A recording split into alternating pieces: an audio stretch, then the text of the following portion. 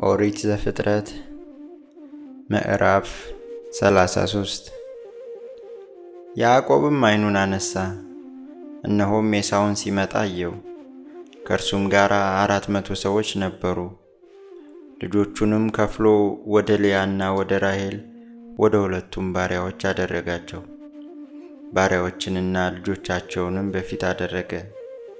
ልያንና ልጆቿንም በኋለኛው ስፍራ፣ ራሔልና ዮሴፍንም ከሁሉ በኋላ አደረገ። እርሱም በፊታቸው አለፈ።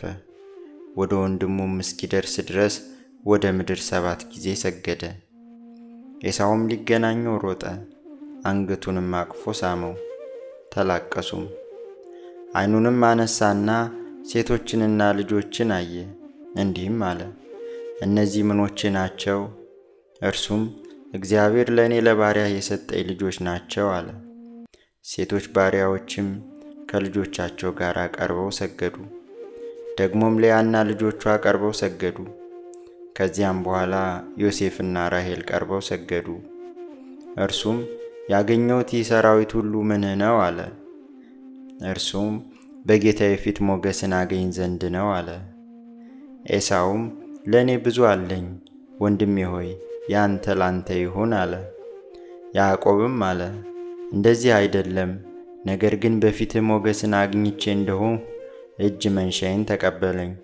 የእግዚአብሔርን ፊት እንደሚያይ ፊትህን አይቻለሁና በቸርነትም ተቀብለኸኛልና፣ ይህችንም ያመጣሁልህም በረከቴን ተቀበል።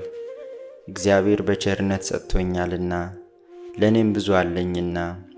እስኪቀበለውም ድረስ ዘበዘበው። እርሱም ተነሳና እንሂድ፣ እኔም በፊትህ እሄዳለሁ አለ። እርሱም አለው፣ ጌታዬ ሆይ ልጆቹ ደካማዎች እንደሆኑ ታውቃለህ።